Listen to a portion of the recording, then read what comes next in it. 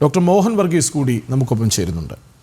Doctor Mohan Varghese, advocate Ramkumar പറഞ്ഞു വെച്ചത് ആഭ്യന്തരമായ ഭീകരതയുടെ തലപൊക്കലുകളെ നമ്മൾ ശ്രദ്ധിക്കണം എന്നാണ്.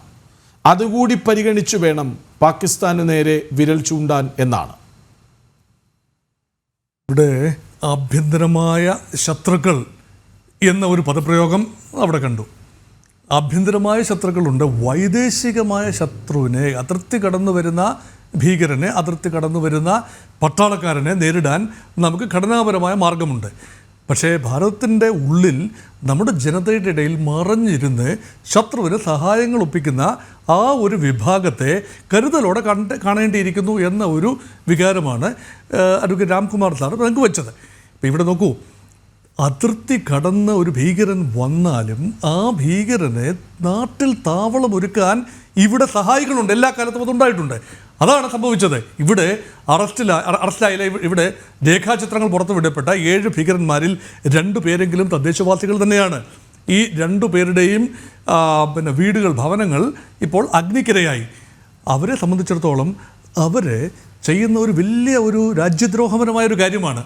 സ്ലീപ്പർ സെല്ലുകൾ വളരെ ആക്റ്റീവാണെന്ന് ഓർക്കണം. ഇപ്പോൾ സ്ലീപ്പർ സെല്ലുകളെ ഒന്ന് തഴുകി ഉണർത്താൻ വേണ്ടി ഇടയ്ക്കിടയ്ക്ക് ഇങ്ങനെയൊരു ആക്രമണം ഉണ്ടാകണമല്ലോ. ഇതുതന്നെയാണ് പാകിസ്ഥാൻ ആർമി പ്രതീക്ഷിക്കുന്നത്. 2 വ്യക്തമായ ഒബ്ജക്റ്റീവ്സ് ഉണ്ടായിരുന്നു ആർമിയുടെ. പാകിസ്ഥാൻ ആർമി ഈ ഒരു നീക്കം നടത്താൻ സാധ്യതയുണ്ട് എന്ന് മുൻകാല ഏതാണ്ട് കഴിഞ്ഞ 2-3 മാസം കൊണ്ടുള്ള പല നേതാക്കളുടെയും പ്രസ്താവനയും ഈ ആക്രമണത്തിന് ശേഷം സംഭവിച്ച 2 പ്രധാന പ്രസ്താവനകളും വിരൽ ചൂണ്ടുന്നത് ഇത് മുൻകൂട്ടി തയ്യാറാക്കപ്പെട്ട ഒരു തിരക്കഥ ആടിത്തീർത്തതാണ് ഇവിടെ. അങ്ങനെയെങ്കിൽ ഹമാസ് ഭീകരർ വന്നുവെന്ന് ഇസ്രായേൽ പോലും പറയുന്നുണ്ട്. ഹമാസ് ഭീകരർ ഈ ഭീകരാക്രമണത്തിന് മുൻപ് അവിടെ എത്തി ലഷ്കർ ഭീകരരുമായി കൂടിക്കാഴ്ച നടത്തി എന്ന് പറയുന്നത് ഇസ്രായേൽ അംബാസഡറാണ്. ഇസ്രായേൽ അംബാസഡർ പറയുന്നു ഇസ്രായേലിൻ്റെ മൊസാദുമായി ബന്ധപ്പെട്ട ഏജൻസ് തീവ്രവാദാക്രമണം ഉണ്ടായ പിറ്റേന്ന് തന്നെ ഡൽഹിയിൽ പറന്നെത്തി കൂലങ്കഷമായ ചർച്ചകൾ നടത്തി. ഇതിനൊരു രീതിശാസ്ത്രമുണ്ട്. ഹമാസിൻ്റെ ആക്രമണ രീതിയോടെ സാമ്യമുള്ള രീതിയിലാണ് ആ ആക്രമണം ഇവിടെ നടന്നിരിക്കുന്നത്. പഹൽഗാമിൽ ആക്രമണം നടന്നിരിക്കുന്നത്. ഒക്ടോബർ 7, 2023 ഇസ്രായേലിന് നേരെ നടന്ന 1250 പേരെ വധിച്ച ഹമാസിൻ്റെ കിരാതമായ ആക്രമണത്തിന് സമാനമായ രീതിയിൽ ഇവിടെ നിസ്സഹായരായ ആളുകൾക്ക് നേരെ ആക്രമണം നടത്തുകയാണ്. അതുമാത്രമല്ല, ശരീരത്തിൽ വെബ് ക്യാമുകൾ ഘടിപ്പിച്ചുകൊണ്ട്, ബോഡി ക്യാം ഘടിപ്പിച്ചുകൊണ്ട്, അതൊരു ഹമാസിൻ്റെ രീതിയാണ്. അതെന്തിനാണ്? ആ ചിത്രങ്ങൾ മിഴിവോടുകൂടി അടുത്ത തലമുറയിലേക്ക് കൈമാറുകയും ട്രെയിനിങ് ക്യാമ്പിൽ നിരന്തരം വലിയ മ്യൂസിക്കിൻ്റെയൊക്കെ അകമ്പടിയോടെ കാട്ടുന്നത് ഈ രംഗങ്ങളാണ്. അങ്ങനെ ഒരു വലിയ വിഭാഗത്തെ, ചെറുപ്പക്കാരായ വിഭാഗത്തെ ഇതിലേക്ക് ആകർഷിക്കുകയാണ്. അവരെ റിക്രൂട്ട് ചെയ്ത് ട്രെയിൻ ചെയ്ത് അതിർത്തി കടത്തി അവിടെ കൊണ്ടുപോയി ട്രെയിനിങ്ങിന് ശേഷം തിരിച്ച് ഇന്ത്യയിൽ കൊണ്ടുവരുന്നത്. അതുകൊണ്ടാണ് ഇവിടെ നിന്നും നമ്മളിപ്പോൾ ചർച്ച പാകിസ്ഥാനിൽ നിന്ന് കടന്നു വരുന്ന ഭീകരന്മാരെ കുറിച്ച് മാത്രമല്ല, കാശ്മീരിൻ്റെ മണ്ണിൽ ഉറങ്ങിക്കിടക്കുന്ന ഒരു ചെറിയ വിഭാഗമുണ്ട്. കാശ്മീർ സമാധാനത്തിലേക്ക് വന്നു. കഴിഞ്ഞ 4-5 വർഷമായി അവിടെ വലിയ തോതിലുള്ള മാറ്റങ്ങൾ കാണുന്നു. ഭൗതികമായ അഭിവൃദ്ധി ഉണ്ടാകുന്നു, ടൂറിസം വർദ്ധിക്കുന്നു, വലിയ തോതിലുള്ള ആളുകളുടെ ഒഴുക്ക് കാശ്മീരിലേക്ക് വരുന്നു. ഇതെല്ലാം വസ്തുതകളായി അവശേഷിക്കുമ്പോഴും സ്ലീപ്പർ സെല്ലുകളുണ്ട്. അതിനെ ഒന്ന് ഉണർത്തിയെടുക്കാൻ വേണ്ടി ഇടയ്ക്കിടയ്ക്ക് ഇതുപോലെ ഒരു കാര്യം ആവശ്യമാണ്. അവിടെയാണ് ദ 1000 cut ഡോക്ട്രിൻ എന്ന പോളിസി അവിടെ റെലവൻ്റ് ആകുന്നത്. പാകിസ്ഥാൻ്റെ ഒരു മിലിറ്ററി ഡോക്ട്രിനാണ് 1000 cut പോളിസി എന്ന് പറഞ്ഞാൽ ഇന്ത്യയെ ഒറ്റയടിക്ക് നമുക്ക് തീർക്കാനാവില്ല. അതുകൊണ്ട് ഇന്ത്യയെ ഇഞ്ചിഞ്ചായി 1000 വെട്ടുകൾ വെട്ടി ചെറുതും വലുതുമായ 1000 ഇടങ്ങളിൽ വ്യത്യസ്തമായ ഭീകരാക്രമണം നടത്തി ആകെ ഉണ്ടാകുന്ന കൺഫ്യൂഷനിൽ ഉരുത്തിരിയുന്ന ആഭ്യന്തരമായ കലഹം, ഹൈന്ദവരും മുസൽമാനും തമ്മിൽ ഭാരതത്തിൽ കലഹമുണ്ടാകണം, ഇവിടെ ഭരണകക്ഷിയും പ്രതിപക്ഷവും തമ്മിൽ ഭാരതത്തിൽ കലഹമുണ്ടാകണം, അത് മുതലെടുത്തുകൊണ്ട് പാകിസ്ഥാന് ഇന്ത്യയിൽ ഇടപെടുകയും ഇന്ത്യയുടെ കാശ്മീരിനെ ഉൾപ്പെടെ മോചിപ്പിക്കുകയും ചെയ്യുക എന്ന പ്രിൻസിപ്പിളിൻ്റെ പേരാണ്, ഡോക്ടറിൻ്റെ പേരാണ് 1000 cut ഡോക്ട്രിൻ. ആ ഡോക്ട്രിൻ ഇതൊരു ഒരു മിലിറ്ററി പാരഡമായി എല്ലാ സൈനിക മേധാവികളും ഉപയോഗിക്കുന്നതാണ്. പക്ഷേ ഇപ്പോഴത്തെ സൈനിക മേധാവി മിസ്റ്റർ അസിം മുനീർ, അദ്ദേഹം ഒരു പടി കൂടി കടന്നിരിക്കുന്നു. അദ്ദേഹം ഭീകരരുടെ ക്യാമ്പുകൾ സന്ദർശിക്കുന്ന ആദ്യത്തെ പട്ടാള മേധാവി. മുൻകാലത്തൊരു മറയൊക്കെ ഉണ്ടായിരുന്നു, ഭീകര ക്യാമ്പുകളൊന്നും നേരിട്ട് സന്ദർശിക്കാറില്ല. ഇപ്പോൾ ISIയും army ചീഫും ഭീകരന്മാരും, ISI Harkatul മുജാഹിദീനും Hizbul മുജാഹിദീനും Jaish E മുഹമ്മദും ലഷ്കർ-ഇ-തോയ്ബ മുംബൈ ആക്രമണവും പഹൽഗാം ആക്രമണവും ഒക്കെ നടത്തിയ ലഷ്കർ ഭീകരന്മാരും ഒരുമിച്ച് വരുന്ന വേദികളിൽ മിലിറ്ററി ജനറൽ അസിം മുനീർ പ്രത്യക്ഷപ്പെടുന്നത് ഇന്ത്യയുടെ റെക്കോർഡിക്കൽ എവിഡൻസ് ആയിട്ടുണ്ട്. അതുമാത്രമല്ല, കാശ്മീർ ഞങ്ങളുടെ ജുഗുലാർ വെയിനാണ്, കഴുത്തിലെ ഞരമ്പാണ്, ഞങ്ങളുടെ ജീവനാഡിയാണ്, അത് ഞങ്ങൾ എടുത്തിരിക്കും, ഇന്നല്ലെങ്കിൽ നാളെ ഞങ്ങൾ എടുത്തിരിക്കും എന്ന ഉറപ്പാണ് പറയുന്നത്.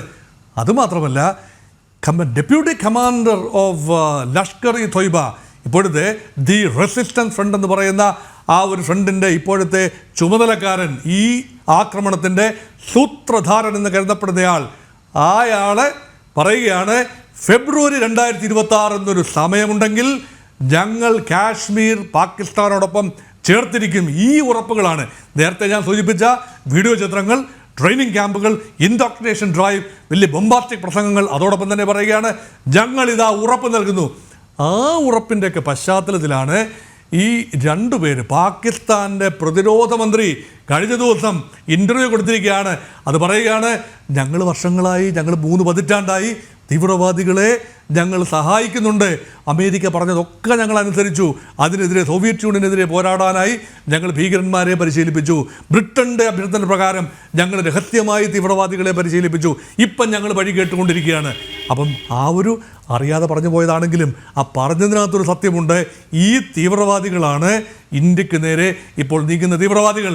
പാകിസ്ഥാൻ്റെ ഉപപ്രധാനമന്ത്രി, അത് മാത്രമല്ല വിദേശകാര്യത്തിൻ്റെ കൂടി ചുമതല വഹിക്കുന്ന മന്ത്രിയും ഇതേപോലെയുള്ള കാര്യങ്ങൾ പറഞ്ഞു വെച്ചു. കാശ്മീരിനെ കുറിച്ചുള്ള അദ്ദേഹത്തിൻ്റെ അഭിപ്രായവും പറഞ്ഞു വെച്ചു.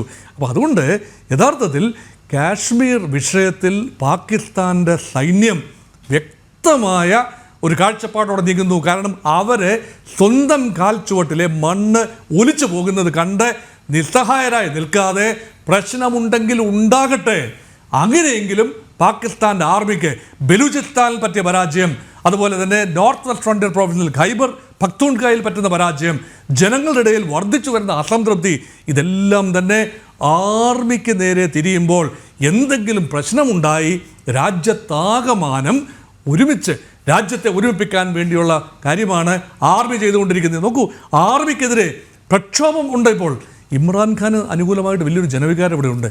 അപ്പോൾ ആർമി ഒഫീഷ്യൽസിൻ്റെ വീടുകൾ വരെ ആക്രമിച്ച റിപ്പോർട്ടുകൾ ഏതാനും മാസങ്ങൾക്ക് മുമ്പ് നമുക്ക് വെളിയിൽ വന്നു. അതുകൊണ്ട് പാകിസ്ഥാനിലെ ജനം പുറത്തുവിട്ട് നിൽക്കുകയാണ്.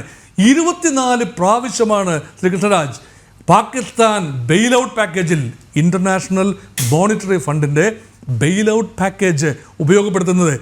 നോക്കൂ, സ്വാതന്ത്ര്യം കിട്ടിയിട്ട് ആകപ്പാടെ 75 വർഷത്തിൽ കൂടുതലേ ആയിട്ടുള്ളൂ.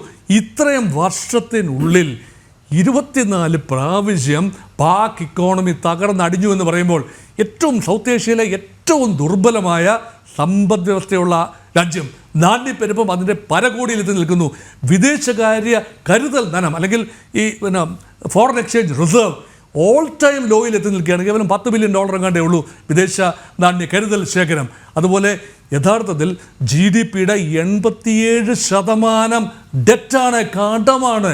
കടക്കണിയിൽ മുങ്ങി നിൽക്കുന്ന പാകിസ്ഥാൻ, അതോടൊപ്പം ചൈന ഉൾപ്പെടെ രാജ്യങ്ങൾ പാകിസ്ഥാന് കൊടുത്ത പണം കണക്ക് പറഞ്ഞ് പലിശ സഹിതം വാങ്ങിച്ചുകൊണ്ടിരിക്കുന്നു. ഇൻഫ്രാസ്ട്രക്ചർ പ്രോജക്റ്റിന് വേണ്ടി മുടക്കിയ പണമാണ്. ഇതെല്ലാം പരിഗണിക്കുമ്പോൾ പാകിസ്ഥാൻ്റെ പരാജയം മറച്ചുവെക്കാൻ തീവ്ര ഇന്ത്യ വിരുദ്ധത പ്രകടിപ്പിക്കുകയും കാശ്മീരിലേക്ക് ഭീകരന്മാരെ ചെയ്യുന്നതിനുള്ള എല്ലാ തെളിവുകളും ഭാരതത്തിൻ്റെ രഹസ്യാന്വേഷണ വിഭാഗം കൈവശപ്പെടുത്തിയിട്ടുണ്ട്. അത് കൃത്യമായി പാസ് ഓൺ ചെയ്യേണ്ട വിവരങ്ങൾ മാത്രം നമ്മൾ വിദേശ രാജ്യങ്ങളുടെ അംബാസഡർമാരെ, ഹൈക്കമ്മീഷന്മാരെ, ഉന്നത ഉദ്യോഗസ്ഥന്മാരെ സൗത്ത് ബ്ലോക്കിലോട്ട് വിളിച്ച് കൃത്യമായി വിവരം നൽകിയിട്ടുണ്ട്. അപ്പോൾ ഇന്ത്യയുടെ പ്രത്യാക്രമണ പദ്ധതി എന്ന് പറഞ്ഞാൽ ചാടിക്കേറി ഒന്ന് കണ്ടു ഒരാക്രമണം നടത്തി പെട്ടെന്ന് തന്നെ ഒരു പ്രത്യാക്രമണം, ഇതൊന്നുമല്ല. നയതന്ത്രം ഒന്നാന്തരം സ്റ്റേറ്റ്സ്മാൻഷിപ്പാണ് നമ്മുടെ ദേശീയ നേതൃത്വം. സ്റ്റേറ്റ്സ്മാൻഷിപ്പാണ്. ആദ്യം പ്രതിപക്ഷങ്ങളെ കോൺഫിഡൻസിലെടുക്കുന്നു, ആദ്യം ഇതിനകത്ത് കോമ്പിംഗ് ഓപ്പറേഷൻസ് നടക്കുന്നു. ശരിയാണ്, 7 തീവ്രവാദികൾ പുറത്താണ്. അവർ പീർ പഞ്ചാൽ മലനിരകളിൽ ഒളിവിലാണ്. അവരുടെ ജീവിതം ദുസ്സഹമാണ്. അവരേത് നിമിഷവും പിടിയിലാക്കാം. അത് പിടിക്കൂ, അവരെ പിടിച്ചതിന് ശേഷം വേണം ബാക്കി എന്ന് പറയുന്നതിനകത്ത് എന്താണ് കാര്യം? അവരിന്നല്ലെങ്കിൽ നാളെ പിടിയിലാകും. പക്ഷേ കൃത്യമായ വിവരശേഖരം നടക്കുന്നു. അതിൻ്റെ അടിസ്ഥാനത്തിൽ രാഷ്ട്രീയമായും നയതന്ത്രപരമായും തീരുമാനങ്ങൾ എടുക്കുന്നു. അതുമാത്രമല്ല, ഇച്ഛാശക്തിയോടുകൂടി ജലം ഉൾപ്പെടെയുള്ള കാര്യങ്ങളുടെ വിതരണത്തിൽ നാളിതുവരെ പയറ്റിയിട്ടില്ലാത്ത ഇദം പ്രഥമമായി ഒരു പുതിയ പോളിസി വരികയാണ്.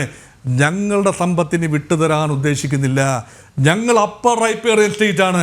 അപ്പർ റൈപ്പേറിയൻ സ്റ്റേറ്റ് എന്ന നിലയിലുള്ള ആ രാജ്യത്തിൻ്റെ, നമ്മുടെ രാജ്യത്തിൻ്റെ, ഇന്ത്യയുടെ അവകാശം ഞങ്ങൾ സംരക്ഷിച്ചുകൊണ്ട് ഞങ്ങൾ തീരുമാനിക്കും ഇനിയും ജലത്തിൻ്റെ വിതരണം എങ്ങനെയെന്ന്. ഉടനടി ഒന്നും നടക്കില്ല. കാരണം ഡാമുകൾ കെട്ടണം, ഡൈവേർഷൻ ടാക്ടിക്സ് ഉണ്ടാകണം, അതിൻ്റെ സിൽറ്റ് മാറ്റണം, കനാലുകൾ ഉണ്ടാകണം.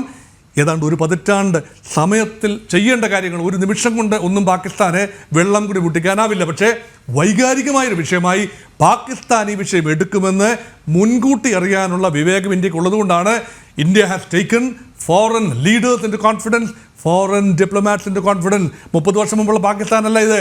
ഇപ്പോൾ പാകിസ്ഥാൻ അമേരിക്കയുടെ പിന്തുണയില്ല, പാകിസ്ഥാൻ പല രാജ്യങ്ങളെ പിന്തുണയില്ല. പാകിസ്ഥാൻ ടെററിസത്തിൻ്റെ ബ്രീഡിംഗ് ഗ്രൗണ്ടാണ് എന്ന ഒരു ഇമേജാണ് പാകിസ്ഥാന്. ബിൻ ലാഡൻ ഉൾപ്പെടെ ആക്രമണം നടത്തി.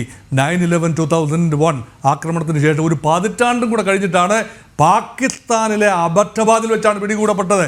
അതുകൊണ്ട് ഇന്റർനാഷണൽ ടെററിസത്തിൻ്റെ ബ്രീഡിംഗ് ഗ്രൗണ്ടായി പാകിസ്ഥാൻ ഒരുപക്ഷെ ഇറാഖോ സിറിയയോ ഫേസ് ചെയ്തതിനേക്കാൾ വളരെ ദുർഘടമായ ഒരു അവസ്ഥയാണ് പാകിസ്ഥാൻ ഇപ്പോൾ ഫേസ് ചെയ്യുന്നത്.